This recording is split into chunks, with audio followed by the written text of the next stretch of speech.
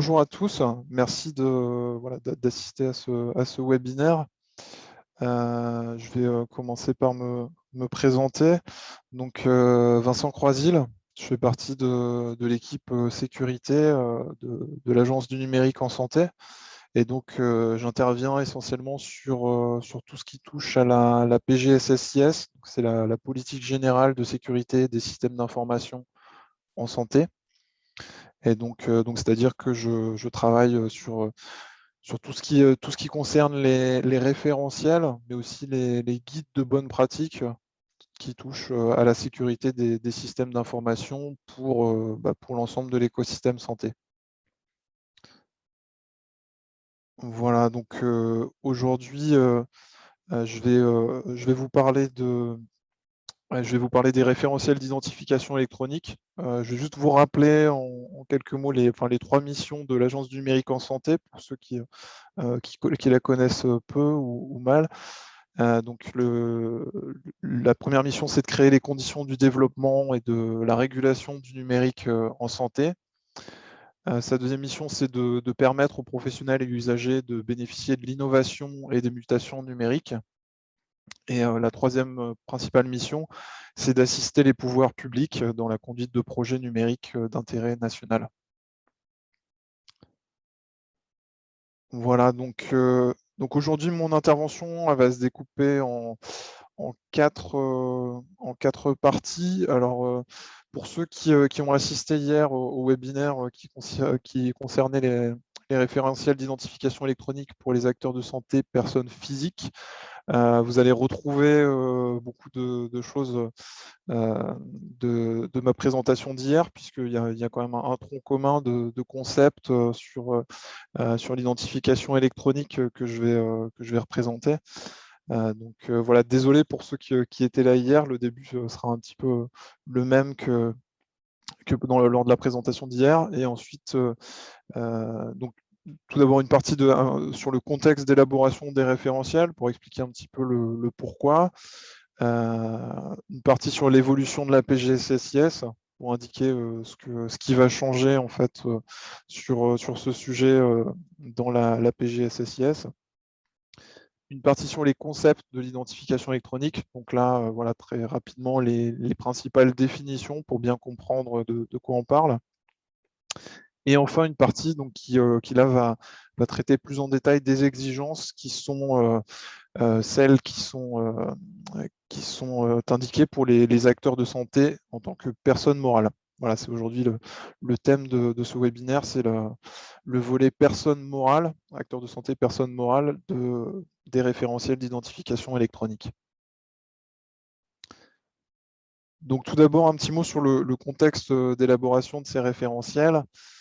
Donc, on est parti d'abord de plusieurs constats. Tout d'abord, un premier constat, c'est que l'accès est aujourd'hui trop peu sécurisé sur de nombreux services numériques de santé. Donc ici, j'ai mis quelques exemples. Par exemple, sur les sites de rendez-vous en ligne, on a encore beaucoup de login mots de passe qui est utilisé, alors que c'est des données qui sont quand même sensibles. L'accès à des résultats de biologie, de la même façon, souvent ça se fait par un lien avec la date de naissance. Voilà, il y a des usages qui sont encore assez peu sécurisés et sur lesquels on pense qu'il y a des améliorations qui sont à produire. Il y a également un problème d'hétérogénéité des méthodes d'authentification qui sont utilisées, puisqu'on se rend compte que c'est très variable d'un service à un autre et même pour un même type de service et un même type de données manipulées. Donc, ce qui veut dire que pour le patient, selon qu'il passe par un service numérique ou un autre, ces données de santé ne vont pas être sécurisées avec un même niveau de garantie. Et donc, voilà, on considère que c'est pas acceptable. Et ensuite, un troisième constat, c'est qu'aujourd'hui, on a de nombreux professionnels qui sont en quelque sorte exclus de l'accès à certains services numériques en l'absence de moyens d'identification électronique adéquats. Donc, c'est-à-dire par exemple des professionnels qui interviennent en santé qui ne peuvent pas consulter le dossier médical partagé, par exemple, le DMP. Donc, partant de ces constats, la doctrine technique du numérique en santé, la DTNS, a été refondue. C'était fin 2020, début 2021, pour intégrer voilà, un certain nombre de nouveautés. Alors, les objectifs étaient les suivants. D'abord, assurer aux citoyens un niveau de garantie minimal dans l'accès à leurs données de santé, et aussi faire monter l'écosystème en maturité, voilà, pour les raisons que j'ai évoquées sur la slide précédente. Le deuxième objectif, c'est de faciliter pour les usagers l'accès aux services numériques en santé et la navigation entre ces services. Un troisième objectif, c'était aussi de décharger les fournisseurs de services, donc les fournisseurs, les personnes qui proposent les services numériques, de l'identification électronique au profit d'un nombre réduit de fournisseurs d'identité, dont c'est le métier, et qui vont délivrer et maintenir ces moyens d'identification électronique. Et enfin, autre objectif, c'était de promouvoir les répertoires de référence dans l'identification des acteurs. Donc, quand je parle de répertoires de référence, c'est les répertoires d'identité qui sont l'INS pour l'usager, le RPPS pour les acteurs de santé personnes physiques, et notamment le FINES pour les acteurs de santé personnes morales, dont il est question aujourd'hui. Et donc voilà, parce que ça, on considère que c'est un pilier aussi de l'interopérabilité. Donc voilà, donc il y a l'environnement réglementaire de ces référentiels d'identification électronique est le suivant. On a d'abord la réglementation européenne IDAS qui définit 3 niveaux de garantie de l'identification électronique, à savoir un niveau faible, dont l'idée est de réduire le risque d'utilisation abusive ou d'altération de l'identité. Un niveau substantiel, dont l'objectif c'est de réduire substantiellement le risque d'utilisation abusive ou d'altération de l'identité. On va venir à peu près après avec des notions un peu plus concrètes de tout ça. Et un troisième niveau donc, qui est élevé, donc qui est là très difficilement atteignable aujourd'hui, mais qui est d'empêcher l'utilisation abusive ou l'altération de l'identité. Donc, dans le cadre de ces référentiels d'identification électronique, on a essayé de se caler sur ces niveaux de la réglementation européenne, en tout cas de se positionner par rapport à ces niveaux. Le deuxième élément réglementaire, ce sont les articles 1470-1 à 1470-5 du Code de la santé publique, qui sont très récents, puisqu'ils sont issus de l'ordonnance sur l'identification électronique qui date du 12 mai 2021. Et donc, en vertu de ces articles, donc, il y a un certain nombre de principes qui sont déjà posés sur l'identification électronique, donc des principes juridiques, et en vertu desquels également donc les référentiels d'identification électronique dont on parle aujourd'hui doivent être rendus opposables par arrêté. Donc ça, c'est un point sur lequel j'insiste. J'ai déjà insisté hier et j'insiste aujourd'hui. Aujourd'hui, les référentiels dont on dispose d'identification et d'authentification des acteurs de santé font bien partie de la PGSSI, mais n'ont pas été rendus opposables par arrêté. Donc ça va être le cas avec cette nouvelle mouture de ces référentiels. Donc ils vont devenir opposables. Donc je continue pour vous présenter un petit peu les évolutions que cela va représenter pour la PGSSIS. Il y a à la fois tout d'abord en termes de terminologie, une clarification des notions et concepts qu'on a souhaité aligner sur la réglementation IDAS que je viens d'évoquer. Donc l'idée, c'est on avait des référentiels, un référentiel d'identification des acteurs de santé et un référentiel d'authentification des acteurs de santé, qui sont des notions qui sont très bien connues de toutes les personnes qui travaillent dans la sécurité des systèmes d'information. Mais on a choisi d'adopter la terminologie identification électronique, puisque c'est la terminologie de la réglementation IDAS. Donc, ce qui peut être un peu perturbant. Et j'explique ici pour quelle est la différence. En fait, donc sur IDAS, dans IDAS, lorsqu'on parle d'identification électronique, cela inclut en fait l'ensemble, tout le process en fait de l'identification électronique, donc c'est-à-dire de l'identification et de l'authentification, à commencer par l'enrôlement des utilisateurs, donc de la façon dont ils vont s'enregistrer à un répertoire d'identité pour obtenir une identification, à la délivrance des moyens d'identification électronique, donc c'est-à-dire les dispositifs qu'ils vont utiliser pour s'authentifier. Donc là, dans le cas des acteurs de santé personnes morales, c'est essentiellement des certificats électroniques.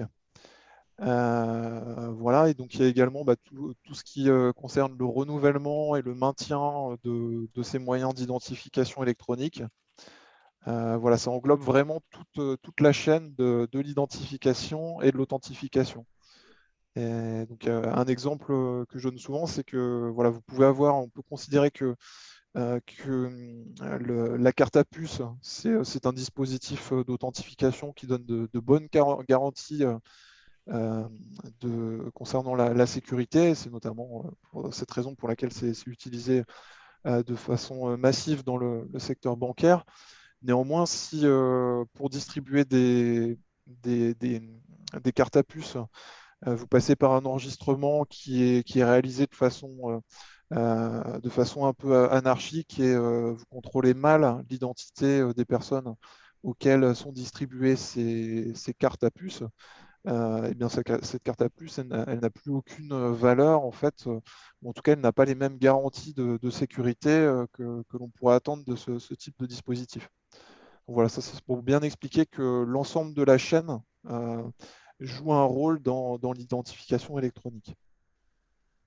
Donc ensuite, on a une restructuration des chapitres sur l'identification électronique en 3 volets. Donc, un premier volet qui concerne, donc ça correspond en fait à des populations différentes. Un premier volet qui correspond à la population des usagers, donc des patients, des personnes, des citoyens, des aidants. Voilà, toutes les personnes qui peuvent être amenées à accéder à des services numériques qui sont ouverts de façon large pour un accès aux patients notamment. Donc ça, c'est un volet qui est nouveau, puisque aujourd'hui, dans les référentiels d'identification et d'authentification qui existent dans la PGSSI, on adressait uniquement le cas des professionnels de santé, donc des acteurs de santé en tant que personnes physiques ou personnes morales. Donc c'est un nouveau volet, parce qu'on a jugé que il était important aussi de donner des règles pour notamment l'identification et l'authentification des usagers. Et ensuite, donc, on a un volet qui concerne les acteurs de santé personnes physiques, donc c'est-à-dire les médecins, les secrétaires médicales, par exemple, et en gros toutes les professions qui interviennent dans l'écosystème santé. Donc ça, on a eu un webinaire hier à ce sujet. Et donc ensuite, il y a un volet sur les acteurs de santé personnes morales que je vais vous présenter aujourd'hui. Et donc là, quand on parle de personnes morales dans le secteur de la santé, on parle de toutes les structures de santé, donc les établissements de santé, les cabinets, les CPTS, les EHPAD, voilà, tous les types de structures de santé que l'on peut retrouver, enfin, tous les types de personnes morales. Voilà, et donc un point important également donc, par rapport à cette refonte des référentiels d'identification et d'authentification, c'est que dans cette nouvelle version, on a fait attention à bien distinguer de façon nette ce qu'on va appeler le contrôle d'accès, donc c'est-à-dire les habilitations, les autorisations qu'un service numérique peut accorder à ses utilisateurs de l'identification électronique. Donc, c'est-à-dire que l'identification électronique, elle va permettre, voilà, pour parler de façon simple, de s'assurer qu'on a la bonne personne à l'autre bout du fil, donc la bonne personne ou la bonne entité, donc, lorsqu'il s'agit d'une structure de santé, par exemple. Par contre, on a jugé que ce n'était pas le rôle de l'identification électronique ensuite de dire voilà, à quel contenu, à quel service en bout de chaîne cette personne ou cette entité va pouvoir accéder. Donc on considère que ce contrôle d'accès, il est assuré par le service numérique. Une fois qu'il a contrôlé, qu'il sait quelle personne il a en face, il peut choisir sur la base de quels critères il souhaite donner accès voilà, à des éléments, à des informations qui lui sont propres. Et donc voilà, on a bien séparé la partie identification électronique du contrôle d'accès. On va voir un petit peu plus loin comment ça peut se formaliser dans le cadre de l'accès à un service numérique. Donc les impacts sur la PGSSIS, donc voilà, vous voyez représenté ici le contenu actuel de la PGSSIS, pardon. Donc ça peut vous intéresser pour ceux qui la connaissent, qui ne la connaissent pas ou qui la connaissent mal. Donc on a deux types de documents, des documents qui sont des référentiels, qui ont donc un objectif d'opposabilité, d'être rendus opposables, c'est-à-dire c'est des exigences qui sont imposées à l'ensemble de l'écosystème santé. Et d'un autre côté, on a des guides de bonnes pratiques, donc qui rassemblent les bonnes pratiques de sécurité, à la fois il y a des guides très techniques, il y a aussi des guides sur l'organisation qui expliquent comment on doit se formaliser le support. Et donc ces guides ont un objectif d'accompagnement. Donc les guides les référentiels dont je parle aujourd'hui, donc c'est bien sur la partie gauche que l'on voit ici. Donc c'est-à-dire qu'ils vont remplacer les référentiels d'identification et d'authentification des acteurs de santé, ainsi qu'un référentiel dédié qui existe aujourd'hui qui concerne les autorités de certification éligibles pour l'authentification publique dans le secteur santé. Et donc voilà, ces trois référentiels existants vont être refondus pour proposer ces trois nouveaux documents, trois nouveaux volets de la PGSSI. Donc l'identification électronique des acteurs de santé, personnes physiques, personnes morales et des usagers. Donc des volets qui est nouveau. Quelques concepts maintenant en deux mots pour que ce soit bien clair pour tous ce que je vais expliquer. Donc, ce qu'on appelle s'identifier, c'est simplement communiquer un identifiant présumé. Donc, ça ne veut pas dire prouver cette identité. Donc, par exemple, c'est tout simplement un exemple, c'est quand vous rentrez dans un club, par exemple, on vous donne, on vous attribue un identifiant. Par exemple, pour accéder à la bibliothèque, on vous donne un identifiant. Donc, c'est l'identifiant que vous communiquez voilà, pour vous identifier. Maintenant, pour prouver que c'est bien vous, voilà, on peut vous attribuer un moyen d'identification électronique qui va vous permettre d'apporter la preuve que vous êtes bien la personne à laquelle est associé l'identifiant que vous communiquez. Donc l'identification et l'authentification, voilà, c'est deux notions bien différentes qu'il est important de bien discerner. Ensuite, on parle de fournisseur d'identité. Donc un fournisseur d'identité, c'est une entité qui a la charge d'enregistrer la personne, donc c'est-à-dire de lui délivrer un identifiant et de lui fournir un moyen d'identification électronique qui va lui permettre donc de s'authentifier. Donc voilà, donc le fournisseur d'identité, il a vraiment ce rôle-là, c'est uniquement ce rôle. Le fournisseur de service, c'est l'entité qui est responsable du service numérique et qui va identifier et authentifier les utilisateurs de son service en s'appuyant sur le fournisseur d'identité. Et une autre notion qui est importante et qu'on va utiliser, c'est les répertoires d'identité. Donc, parfois, on parle de référentiel d'identité aussi. Donc, un répertoire d'identité, c'est un annuaire en fait, de personnes physiques ou morales qui intègrent les données d'identité de chaque personne. donc qui associe chacune de ces personnes à un identifiant unique et à un certain nombre d'attributs d'identité. Donc on parle de répertoire sectoriel de référence pour les répertoires d'identité qui portent sur un secteur d'activité particulier. Donc en l'occurrence, pour la santé, ces répertoires sectoriels de référence, je les évoquais tout à l'heure, ça va être le RPPS, notamment pour les acteurs de santé personnes physiques, et le FINES pour les acteurs de santé personnes morales. Et on a des répertoires d'identité dits privés, donc c'est-à-dire c'est tous les autres répertoires d'identité en fait, qu'on va pouvoir utiliser. Donc ça peut être le cas d'un annuaire local, par exemple pour l'accès à un réseau local. Si on utilise par exemple un annuaire de type Active Directory, voilà, c'est un type de répertoire d'identité privée qu'on peut rencontrer. Maintenant, si on prend le processus d'identification électronique, donc pour une personne morale, donc ça va être le suivant, c'est-à-dire qu'on a dans un premier temps la personne morale pour obtenir une identité, donc enfin une identification, un identifiant et un moyen de prouver cette identité.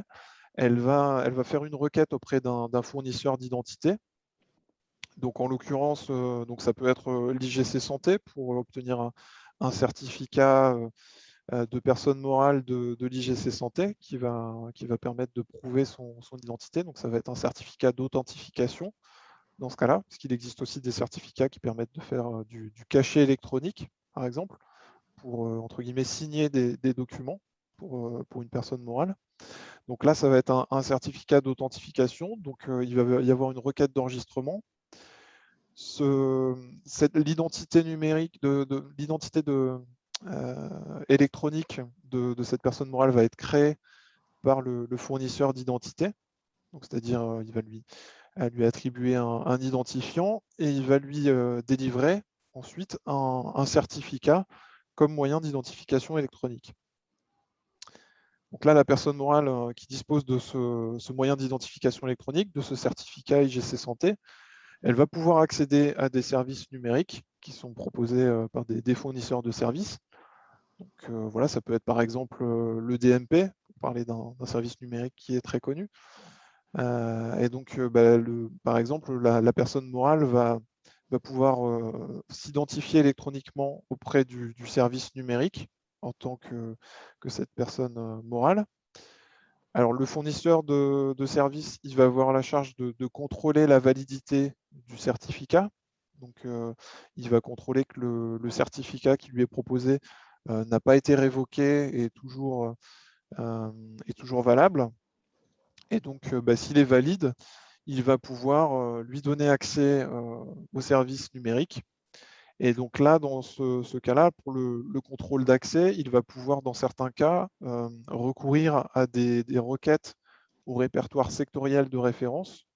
Donc là, en l'occurrence, ça pourrait être le FINES, si la personne morale fait bien partie du FINES.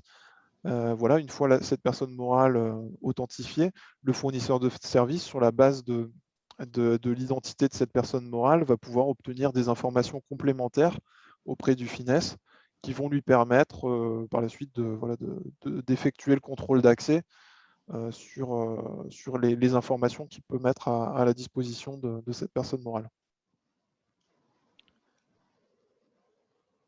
Voilà pour les éléments, je dirais, de principe de cette identification électronique. Maintenant, je vais rentrer un petit peu plus dans les exigences qui sont formulées au sein de ces référentiels d'identification électronique pour les acteurs de santé personnes morales. Donc, alors, ce qui est important de faire, en fait, dans ce référentiel, pour les personnes morales, on fait la distinction entre deux types de services numériques. Alors, on parle de services numériques pour les téléservices qui sont mis à disposition des entités, des structures de santé.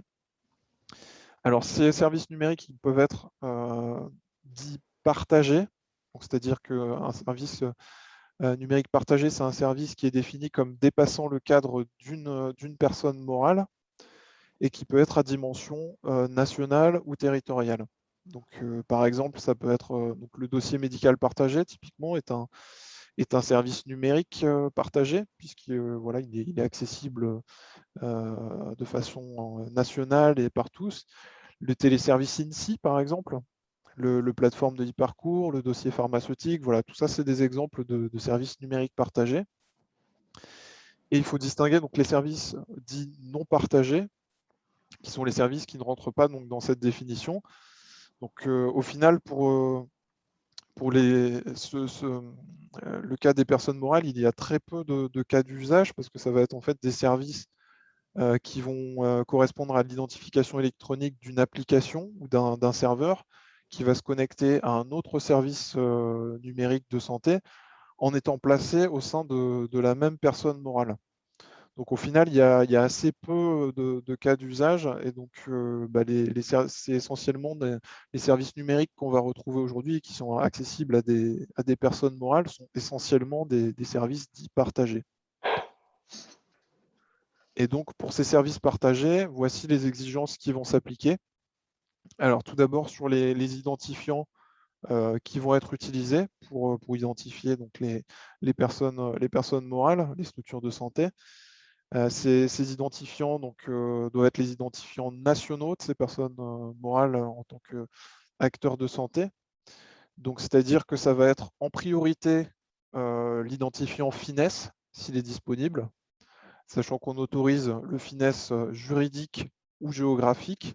Voilà, c'est deux types d'identifiants qui peuvent, qui portent donc du coup sur la structure juridique ou sur un établissement au sein d'une structure juridique de part, qui est lié donc à son adresse géographique. C'est ça en fait la différence entre le finesse juridique et géographique. Donc les deux sont possibles et c'est la priorité aujourd'hui puisqu'en fait c'est l'identifiant qui est sectoriel, donc qui permet de s'assurer que cette personne morale fait bien partie de l'écosystème santé. Et donc dans un second temps, pour les entités, les personnes morales qui n'auraient pas qui ne seraient pas inscrits au FINES, ça peut être le numéro de sirène ou SIRET. Donc là encore, sirène, SIRET, la différence c'est un peu la même que pour FINES juridique ou géographique. C'est voilà, s'il s'agit d'un établissement géographique ou de la structure juridique de l'entité. Donc voilà, et à titre, donc j'ai noté, c'est un peu anecdotique, mais dans certains cas, on a pour les cabinets de radiologie organisés en structure juridique de type société civile de moyens, ils n'ont pas la possibilité d'avoir, ni d'avoir un finesse, ni un sirène ou SIRET. Ça peut être un autre identifiant qui s'appelle RPPS-RAN. Mais donc c'est un cas très anecdotique. Donc ensuite, donc ça c'est pour les identifiants et ensuite pour le moyen d'identification électronique en lui-même, donc le certificat ici d'authentification de personne morale, il faut pour les services partagés que ce certificat d'authentification, donc d'abord que ce soit un certificat d'authentification et pas de cachet, tel que j'ai expliqué précédemment, un certificat donc d'authentification de personne morale et il faut qu'il soit émis par l'IGC Santé. Donc, il y a deux types de certificats. Un certificat d'authentification organisation, qui est dans l'offre que j'ai indiquée ici. Et on a un certificat d'authentification de type serveur, qui est dans une autre offre que j'ai indiquée ici de l'IGC Santé. Alors, pourquoi ces certificats? Eh bien, parce que c'est des certificats donc, qui sont liés à l'IGC Santé. Et donc, ce sont des certificats sectoriels donc qui permettent, qui quelque part identifient les, les personnes morales qui peuvent les présenter en tant qu'acteurs de la santé, de l'écosystème santé. Donc voilà, et donc le certificat type organisation, donc ça pointe vers la personne morale en tant que telle, et un certificat serveur, donc ça peut pointer vers un service ou serveur applicatif au sein d'une entité. Et donc l'implémentation de ces exigences, donc à la fois l'utilisation de ces identifiants et des certificats de l'IGC Santé que je viens de mentionner, elle doit être effective, elle est requise pour le 1er janvier 2022. Donc un délai très court, j'en conviens, voilà, qu'on a dû accepter, voilà, qui était demandé par la CNIL notamment. Et donc pour les services non partagés, donc au final, on autorise, donc on recommande en priorité les mêmes, ce sont les mêmes recommandations, à savoir l'utilisation du finesse juridique ou géographique ou du numéro SIREN ou SIRET en tant qu'identifiant, et l'utilisation des certificats d'authentification de l'IGC Santé. Donc ça, c'est l'usage qui est recommandé en priorité. Par contre, on va tolérer, donc comme là on est dans le cadre d'usages qui sont locaux à une personne morale, dans certains cas, on tolère l'utilisation d'identifiants privés qui sont établis bien sûr sous la responsabilité du fournisseur de services ou des certificats. Et on va autoriser également des certificats d'authentification qui sont hors IGC Santé, mais qui respectent des contraintes spécifiques et qui sont soumis notamment à des exigences de sécurité que j'ai mentionnées ici. Alors, donc c'est des exigences ici assez techniques, hein, je ne vais pas rentrer trop dans les détails, mais par exemple, on n'autorise pas les certificats auto-signés parce qu'on estime que les garanties de sécurité qu'ils apportent ne sont pas suffisants. Et voilà, il y a un certain nombre de recommandations, notamment sur la taille des clés qui sont utilisées et sur les algorithmes. Et notamment sur les algorithmes pour les empreintes. Voilà, il y a un certain nombre de recommandations qui sont faites au niveau du référentiel du document en lui-même que vous pouvez consulter puisqu'il est en concertation aujourd'hui jusqu'à la fin du mois de juillet. Donc voilà, là j'ai détaillé vraiment les principes les plus importants. Je ne suis pas rentré dans tous les détails.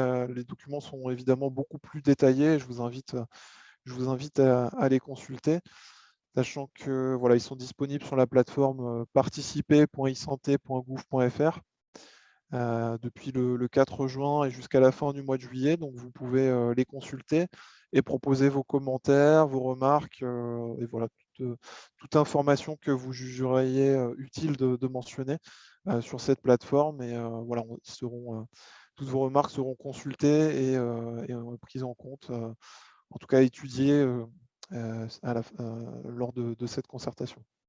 Écoutez, je vous remercie tous pour votre participation.